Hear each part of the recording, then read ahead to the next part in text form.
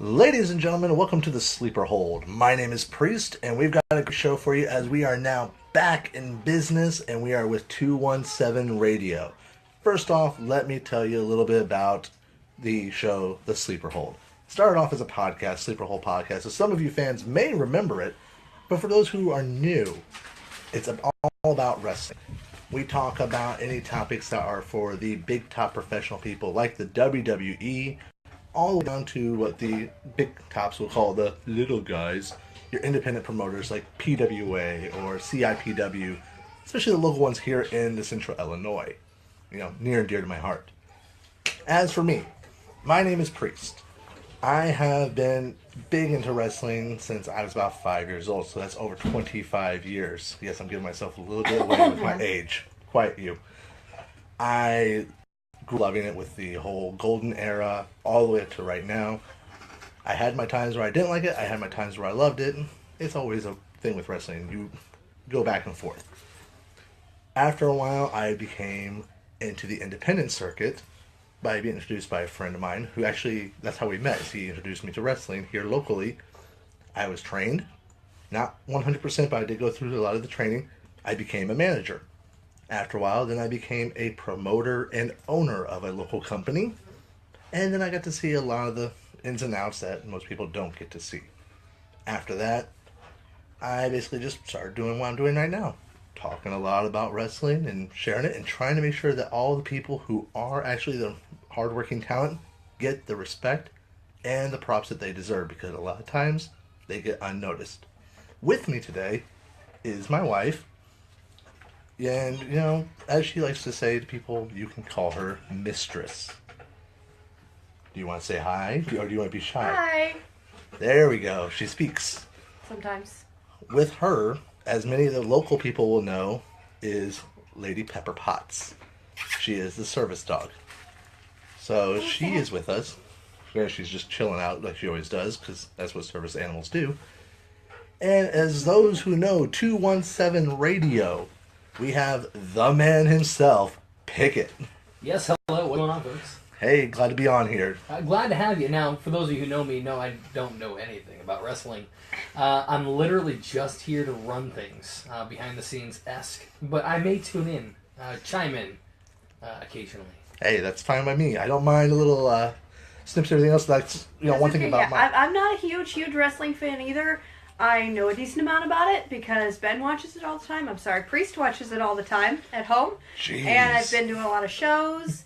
And so I'm more color commentary. Yeah, she is more of my color commentary, to me being your Michael Cole or Morrow, which... Actually knowledgeable about I'm kind of scared to compare myself to Morrow. I'm okay with Cole, but not Morrow. Ugh.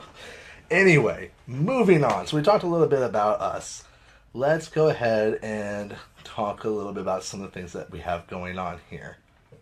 So, first of all, there's been a few rumors going on with the WWE that I feel are really kind of cool to talk about. First one being that there's been supposedly a leaked information about who will be the first inductee into the 2017 WWE Hall of Fame. Diamond Dallas Page, DDP, is supposed to be the first one to be inducted. Okay, I'm sorry. Is this an adult show or is this a child-friendly show? Can I laugh at that? We all laughed at it when we were growing up. Okay. The guy went from being a fan favorite to people making fun of him all the time, so it's not a big deal. All right. Diamond Dallas Page, I'm going to give the guy props. He is a great wrestler during his prime time and everything else. I mean, he doesn't do it now. He does the Diamond Dallas Page yoga or DDP yoga, which I've heard a lot of great things about. But, I mean, I give the guy props. Yes, I think that he should be in the Hall of Fame. Do I think he should be in it now? Again, I'm going to repeat myself as I did last year. Where's Owen in the Hall of Fame? Where's China? Okay, if not now, then when do you think he should be in the Hall of Fame? Give him a couple more years. There's a lot of people who have either passed or before him that should be recognized first. And again, China should be recognized because she was the one who pioneered the women's division, in my opinion. And you have Owen Hart, who he's been well overdue. He did way too much for the company, and unfortunately he had a tragic loss and died way too early. They need to finally get their heads out of their butts and give these guys their Hall of Fame slot. DDP, give them maybe a year or two and I'd be okay with it. But you got to get these important people first. Just saying. Number 2. This is one that I'm really kind of curious to see what people have to say. Ronda Rousey. Most people know who she is. She's a big MMA fighter. She's also a big fan of the wrestling world. With her most recent defeat, there's been a lot of talk about her possibly leaving the MMA world and joining the WWE roster. I'm kind of curious if there is any truth to this, first of all, because I'm kind of, wanting to see what would happen if that did happen.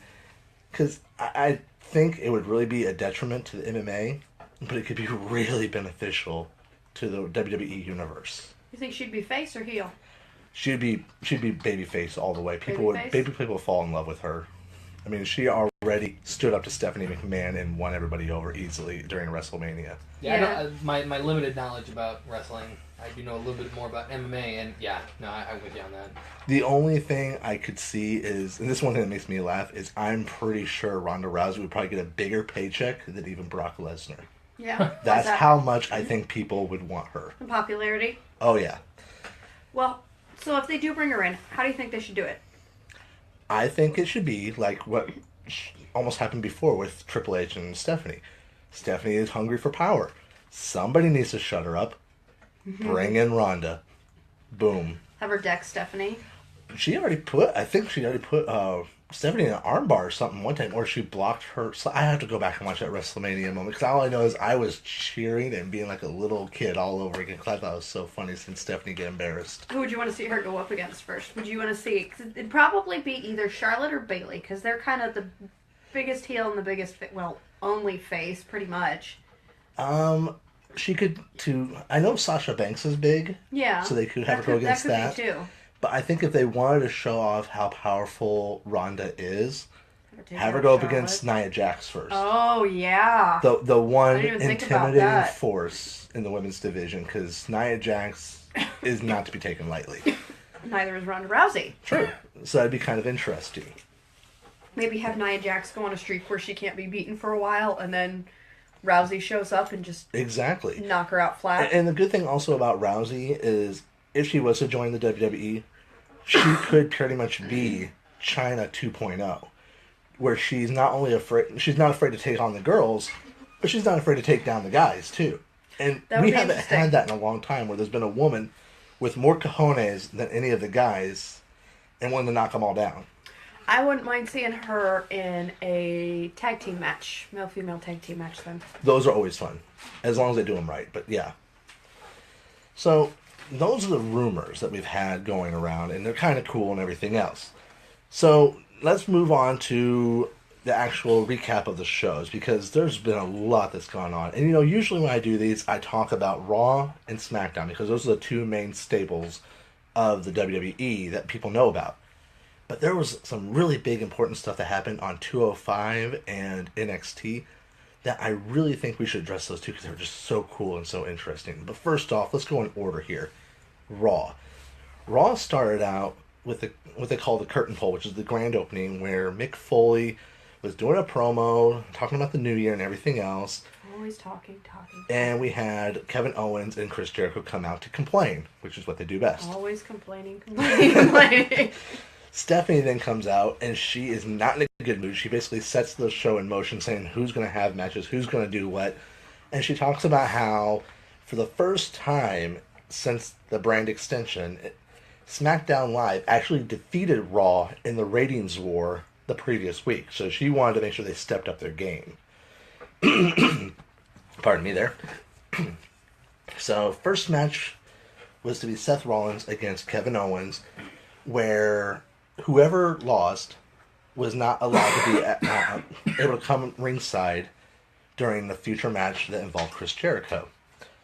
Rollins defeated Kevin Owens, but it was by disqualification, because Kevin Owens grabbed the ring bell and smacked it at Rollins. Oof. So, of course he's going to get disqualified. He's using a weapon.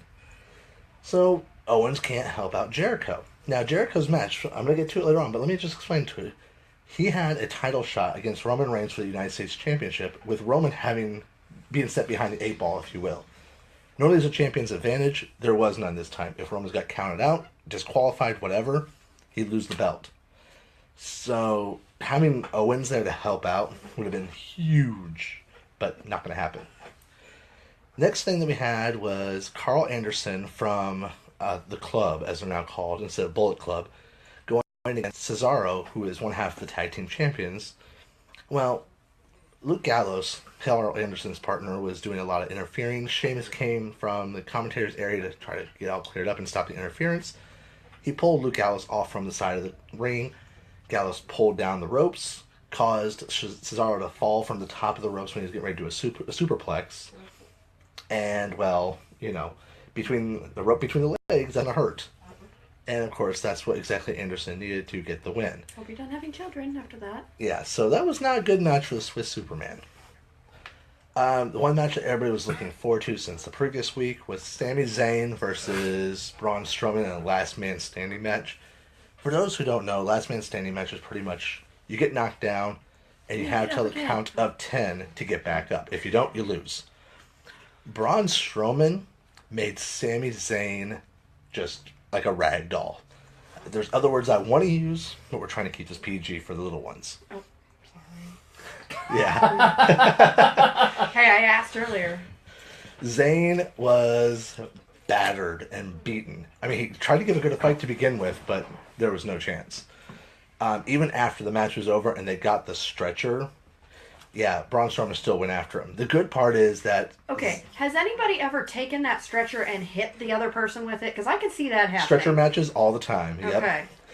Now, the good part is Zayn didn't suffer any career-threatening injuries or anything that's going to make him be out for a while, so that's good. After that, New Day, Xavier Woods, Big E, and Kofi Kingston decided they're going to put their names into the Royal Rumble.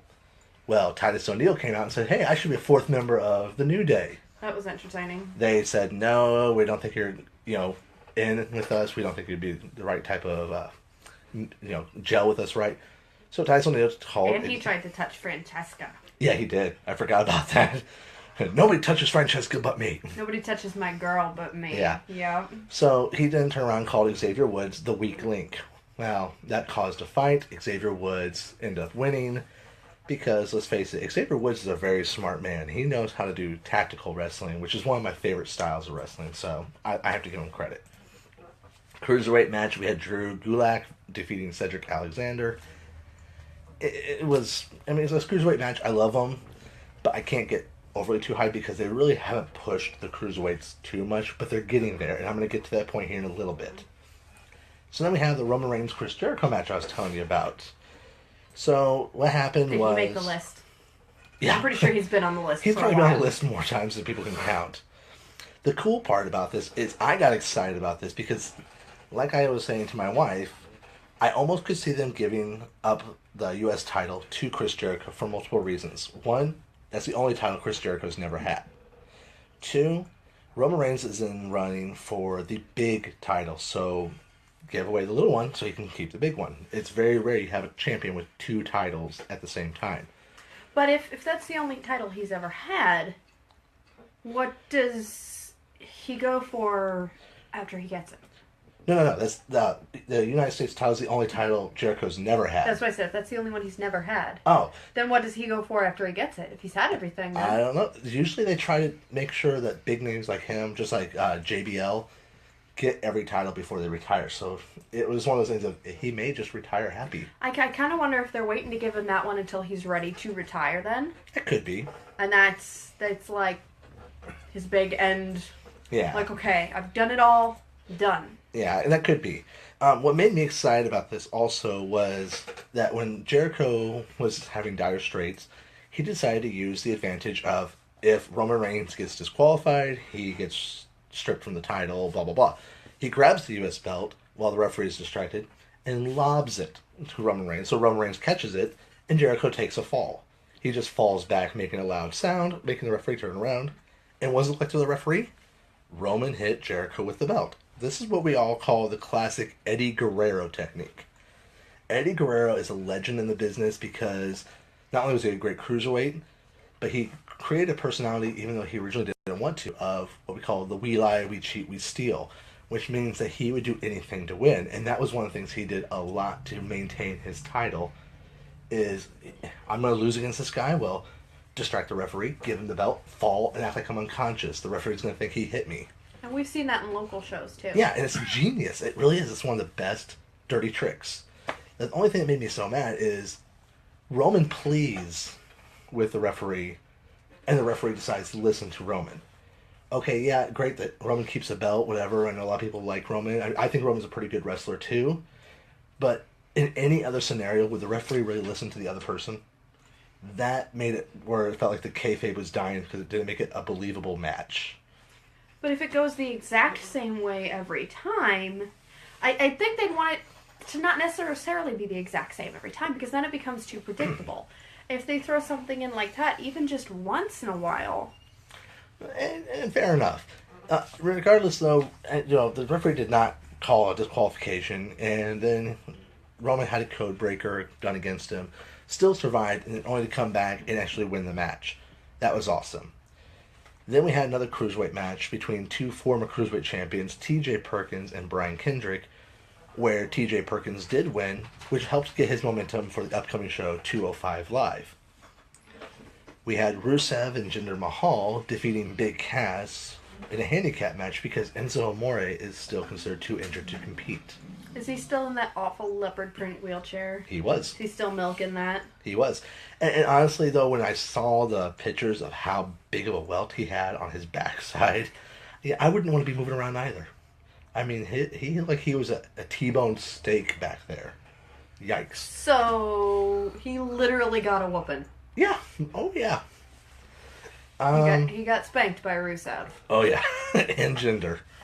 Which is still makes me No, laugh. I mean in the Well, in the bit where they tricked him in the hotel room. Oh, no, this was... I'm talking about Enzo, not Cass. No, after that, Enzo had to do a sensitivity meeting because of the fact that he was bare naked in front of Lana. And Jinder Yeah, because that was totally his fault. Jinder and Rusev jumped him there, and that's what caused the big injury. After that, we had Bailey, one of my girls, because, I got my few small girls that I love in the wrestling business. Should have worn a shirt tonight. I wore it the other day. I thought that this morning, too. I was like, man, I should have kept that for today. Bailey defeated Nia Jax, who, like we just mentioned, Nia Jax is not to be taken lightly. But Bailey defeated her for the number one contenders match in the women's division. So Bailey's up to go against Charlotte Flair. I don't know why I couldn't think of that name. Flair's a famous name, but it just left me. After that, though, I mean, and trust me, I'm excited about that, but we're going to get to more about that later. We had the conclusion of it overall with the official Kevin Owens show, which was a talk show at the end. And, he talks enough. He does not need a talk show. Well, they did that to make him shut up in the beginning, pretty much. Yeah, if you're going to talk, here, have it at the end. So we can cut you off when you're... Pretty much. His first guest was Chris Jericho, who... Ooh, surprise! His first, Jericho's first thing he talked about was he's going to be entering into the Rumble as well, which made Kevin very upset because if Jericho wins, that means that at WrestleMania it's Jericho versus Owens. Which could make for a very good storyline. Yeah, even though Owens doesn't want it. Then Goldberg arrives. Bill Goldberg, a lot of people know him from the WCW days where he was an unstoppable force. He gets added to the list of Jericho. And then, of course, Kevin Owens and Goldberg start talking a lot of heat back and forth. And we're interrupted by everybody's favorite, how do I want to put this? Everybody's favorite promo speaker and annoyance, Paul Heyman. My name is Paul Heyman. As much as people hate him, though, and I have to give him. My client, Brock Lesnar, the one in 21 and 1. Yeah, I'm done. Thank you. Heyman really, like I said, he is incredible with the mic. He is a great promo speaker. He's one person that anybody can learn from in this current era. But he comes in to stir the pot and talking about, of course, Brock Lesnar. After he starts jabbering, Roman Reigns shows up. and tells Kevin Owens and Chris Jericho that if they think they are going to win anything come Royal Rumble, they are delusional. Which, And he made the list again. oh, yeah, probably. Because the list of people who aren't on the list is shorter than the list of people who are on the list. Jericho even put the whole city on the list that day. He's put the whole audience on the list several times, hasn't he? Yeah. But this time he said it was the whole city, which is You're funny. all on the list! Roman Reigns then turns around and has him going face to face against Goldberg, basically saying, and this leaves you. And they're talking where the mics are out of the way, so you can't really hear what they're saying, but you can tell that they're jabbering at each other. And next thing you know, the big music of the big scary man Braun Strowman plays, making Paul Heyman cower in a corner, which was hilarious.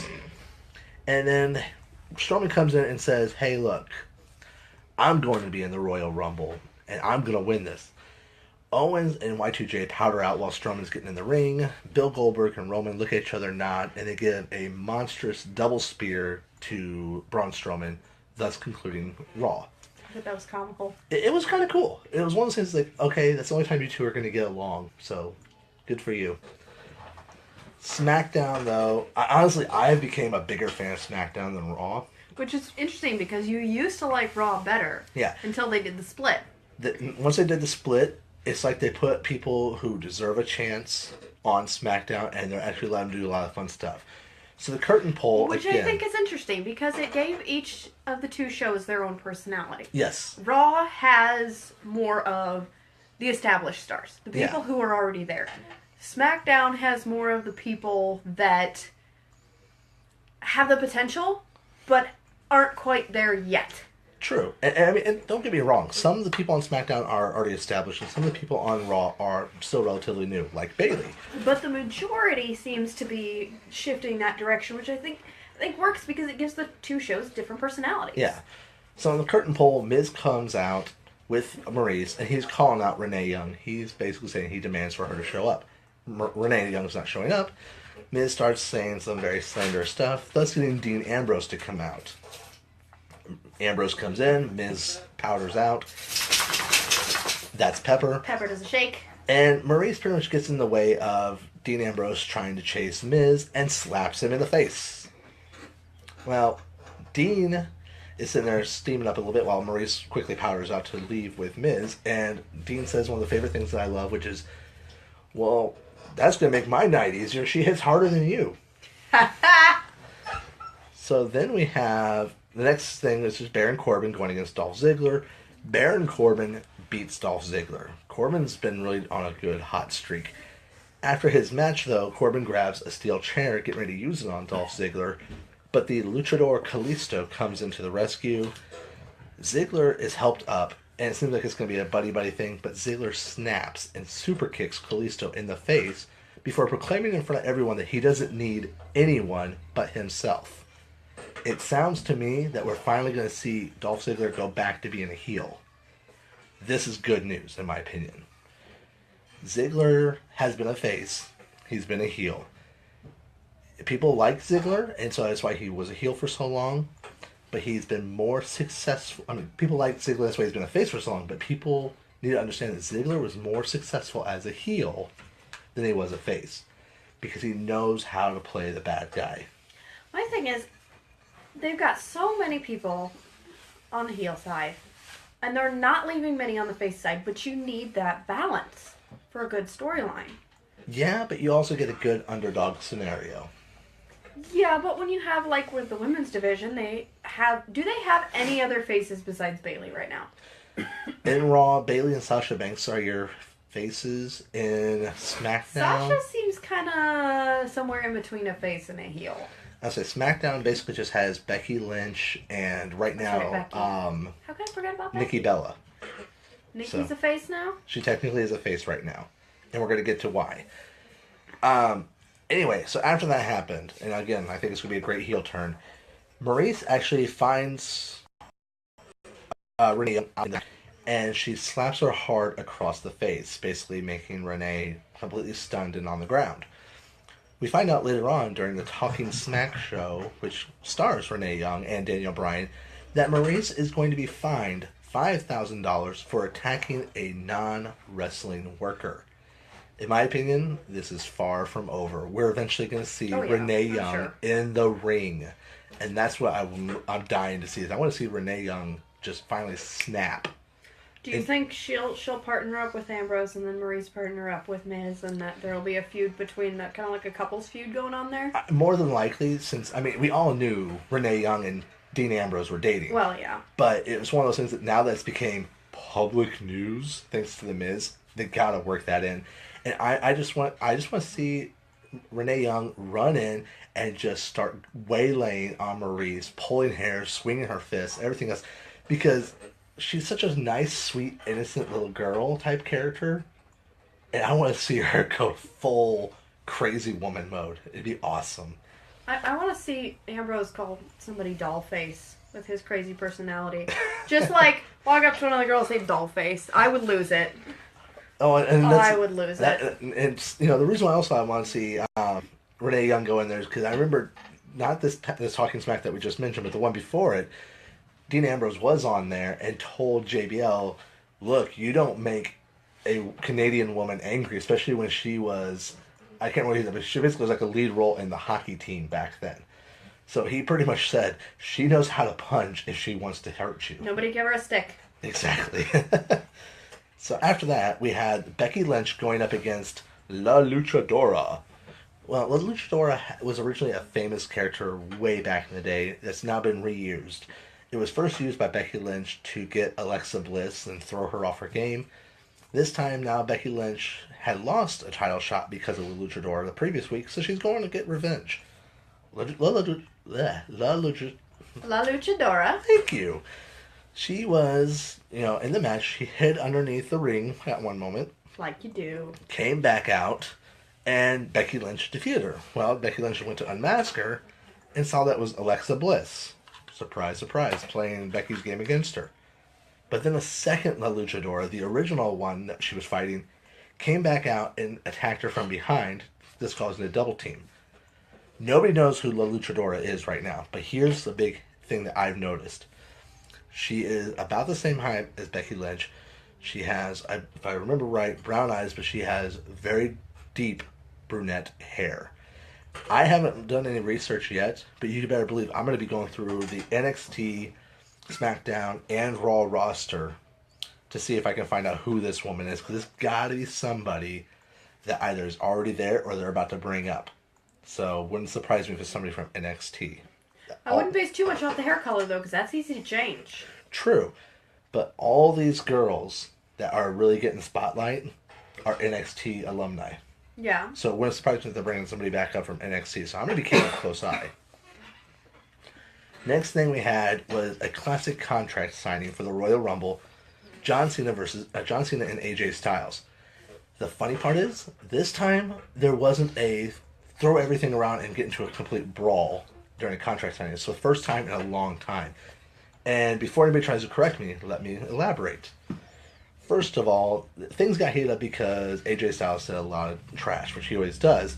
And John Cena gave a heated, passionate promo against AJ saying, "This is why I'm here. This is why I'm passionate. I'm sick of people like you. I have no respect for you now. And I'm going to show you why I deserve not only to have the title, but why I deserve to stay here." Because AJ pretty much did the same thing that John Cena did to The Rock several years ago, calling him a part-timer and a waste of time and a waste of a slot in the business. It's going to be interesting. Let's be honest, The Rock does a lot more acting than wrestling right now. True. And Cena even said he now understands where The Rock's coming from, but he doesn't want to fall too far to the wayside. He wants to stay active in the ring as well. Well, now all that happened, Baron Corbin comes out and says he's going to be now entered into the Royal Rumble. He states that it doesn't matter who wins the title at the Rumble because he's going to win the actual big Royal Rumble itself. And come WrestleMania, he will be crowned the champion of SmackDown. That, I really think, is a very... people say, okay, they're talking smack, they're making their own predictions, but if anybody can back it up, Baron Corbin. Yeah. He's got a lot going for him. He's on a hot streak. Carmella went up against Aaliyah, which is another person from a NXT time frame, which, now that I think about it, she is a brunette, so I'm going to keep Carmella just annoys the crap out of me. Here's the funny part. Did you know this? Because I know you haven't watched it recently when I Probably have. not. Carmella is now in relations with James Ellsworth. The chicken? Yes, the chicken. The guy with no neck. And because of James... He also has a beak. Let's be honest. Yeah, He also has his a beak. nose looks like a beak. You're right. Because of James, Carmella actually won the match. It was about to do a move from the ropes. James held her foot there and made her lose balance, and Carmella took over. So he's making the correct person lose now. Yeah. Let's see if that sticks around.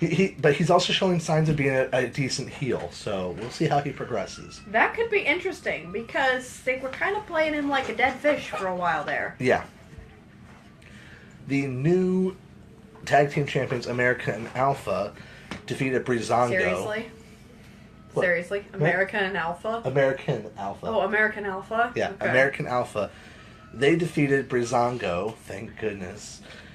But then they were given a challenge by the former tag team champions, the Wyatt family. So next Tuesday, the Wyatts will try to reclaim their belts from Chad Gable and Jason Jordan. We had Nikki Bella call out Natalya, and so they had some very rough words. Pretty much, Natalya said that she's only gotten through this business because of her looks. She has no talent, no passion, which Nikki then countered saying, I do have this, that's why I recovered from the neck injury so fast. And all you've been doing is riding along the coattails of your family's name.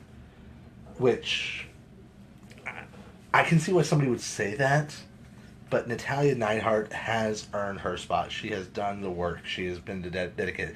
And this isn't They just don't play her as much to show it. Yeah, not as much as lately. they used to, no. And this isn't just because Natalya is my girl, okay? I know a lot of people who know me know that she's my girl. I will go with a Neidhart. I'll go with Natty anytime. I'll go with any of the Hart family anytime because they're my favorite wrestling family. But Natty has really paved the way. She's done a lot on her spot to help get this whole women's revolution started, even though it's not really recognized as easily. So Nikki saying that was kind of rough, but Natty countered with something even more rough, saying, beauty fades. You're eventually going to get old and you're going to get ugly. John Cena's going to leave you. The wrestling business isn't going to be interested in you. You're going to just wither up and die alone. Oh, but she'll always have reality TV. Yeah. As long as she keeps getting plastic. I'm not going there. So Nikki then turned around and just decked Natty, and that's how that confrontation ended. Girls really are brutal. Yeah, we are. Yeah, you're one who knows how to box, so I don't even want to go there. So from there, we have the main event, Dean Ambrose going against The Miz for the Intercontinental Championship. Maurice tried so hard to save The Miz by interfering. She turned around one time, got in Dean Ambrose's face, did the whole, face to the hand to whatever, the palm. Talk to the hand. Thank you, yes. The palm to the face thing, talk to the hand, and then she turned around and slapped him so much right against the face that, Dean was sitting there checking his jaw really? I want to see her accidentally slap the wrong person and slap Miz. Well, what was funny is the referee's like, why'd you do that? Now I have to throw out the match. And he got ready to turn around and disqualify The Miz. And Dean quickly ran in, grabbed the referee's arm, and was like, please, no, I'm begging you. Just don't throw out the match. Don't disqualify me or disqualify The Miz. Just throw her out. Throw her out from ringside, make her not be allowed to be here. And the referee's like, you know what? That's a good idea. And that's what he did. So Maurice was thrown out. Dean Ambrose... And of course threw a hissy fit on the way out, I'm sure. Oh, probably. But they focused more on the match, thank goodness. And Dean Ambrose actually ended up winning the match. So Dean Ambrose, for the second time, is now our Intercontinental Champion. Good. Which is kind of fun because a nutbag like him is only going to cause entertainment. Oh yeah, let's have an insane champion like him. It's great for entertainment value. Absolutely.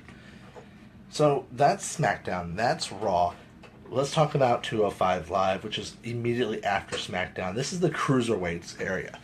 There's only a few things I really want to talk about this. One is that Tajiri, who was a superstar during the 90s. Sorry, but it sounds like it should be food. It's a Japanese superstar.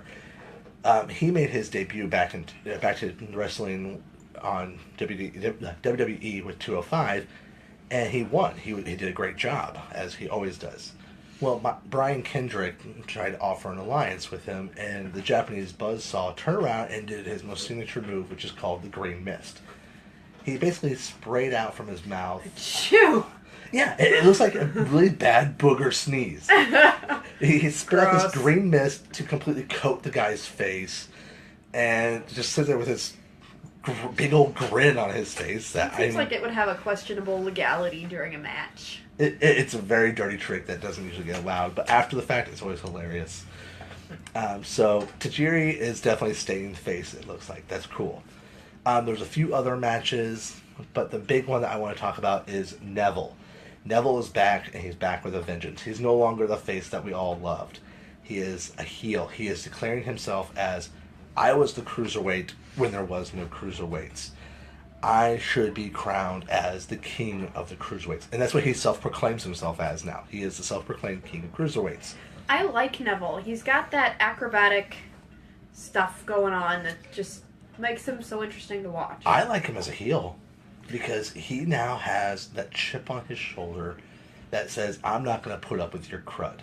I'm not going to sit there and let people make fun of the way I look with the big ears and everything else. You mean the elf ears? Yeah. So I have yet to see any of the shows with him as a heel, but you'll be seeing it, trust me. I'm sure I will. He turned around and he faced the first cruiserweight champion, T.J. Perkins, and won. And he looked like he was going to lose a match against T.J. Perkins. T.J. Perkins was on fire. This young kid is very promising, a lot of potential. But Neville took him down near the end, and he's looking very unstoppable. So far, he's only fought 2 or 3 matches, and he is just completely dominated.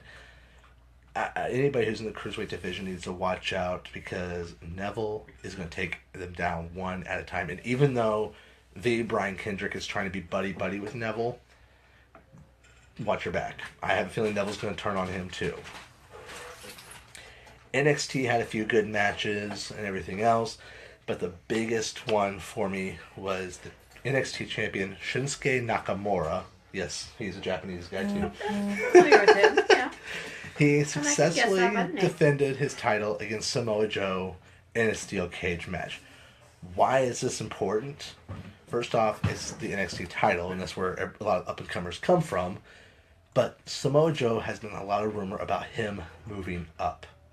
So how do you leave somewhere that you've been well established in for a while? You have a glorious finale. And I think this was Samoa's finale. So those are kind of the big milestones for there. But that's all the matches, that's all the shows. The only thing left to talk about with the WWE really is the Royal Rumble itself. I just want to give a quick recap of what we know is coming our way. Bayley is going to go against Charlotte Flair for the Women's Championship. John I want Cena. Bayley to take her down. Bayley's gonna hug you. Anyway, John Cena is going to challenge AJ Styles for the WWE Championship. The United States Champion Roman Reigns will go against Kevin Owens, while Chris Jericho is suspended up in the air inside a shark cage. And they can leave him there. It's going to be interesting because I have a feeling that since they've announced this so early on, they're going to find a way out of this. You give somebody who's a veteran for that many years, he's going to find a loophole. And of course, my favorite I part don't know of if you want to find a loophole in a cage suspended that high. True. But my favorite wanna part stay so in the far cage. is, of course, the thing I look forward to every time with the Royal Rumble, and that's the Royal Rumble itself, is so far we know that it's going to have Bill Goldberg, Brock Lesnar, Big E Langston, Xavier Woods, Kofi Kingston, Braun Strowman, Chris Jericho, and Baron Corbin. I can already guarantee you we'll see a miraculous, amazing save from elimination by Kofi Kingston. He does it every time he's in there. I love it. That's what I look forward to. But right now, from what we know so far, my money's on Baron Corbin. Yeah, I think as long as they don't put him in too early, he'll at least make it to the last 5. Yeah. At least. Easily. So, that's everything WWE. The last thing I want to talk about is what we are going to be bringing into the sleeper hold for the upcoming shows. I'm going to start off a mini-series here really soon. And it's going to be basically about what makes a great talent, what makes a great wrestler or manager or whatever. What are the fundamentals? What do they need to become successful? What type of training or diet or regimen or whatever the maintenance and everything else used for paying your dues and making sure that not only do you have the respect of your peers as a talent, but the company and even the whole community, because that's one thing that a lot of people don't realize is, oh hey, I have it good with my company, so I have it good everywhere. No, you gotta work on that. You gotta know the psychology of in ring and out of ring, how you present yourself with all that stuff, your promo skills or lack thereof. There's so many things that you need to know about, and the type of character you can build for yourself. Character development is so vital. So I think one thing that you don't think about very much is how they have to take care of themselves medically. yeah, Because not only do you have to be fit, but you're getting hit as a living. How do you handle that? exactly. Physically and psychologically. So and there's a lot of things that people don't think about, because a lot of people are like, oh, I can just go somewhere, get trained, I'll be golden. But they don't think about the fact that, oh hey, I need to sit there and work with these executives and make sure that I'm doing things exactly right, so I don't injure myself or someone else, so that I can be believable by the fans and liked or hated by the fans depending on what my direction I'm going. There's so much going on, and starting next week, we're going to start touching base on this. So make sure you guys come back next week with the Sleeper Hole podcast. Or actually, just the Sleeper radio Hole show now. Yeah, we're no longer a podcast. We're just the Sleeper Hole, because now we're on 217 Radio. And you're going to have a lot of good time with us. Until then, my name is Priest. It has been a pleasure. Mistress out? And Pickett, as always, a pleasure with you, my friend. No, of course. Like I said, I don't know anything about wrestling, so my input. Well, you're is going to be, learn. Apparently so. My input's gonna be very limited, especially right now. So, but I'm excited to see what's gonna happen next. So, don't forget to tune in to all the other exciting content on 217radio.com. Monday night, brand new show. Check it out. We'll see you then. Everybody say bye.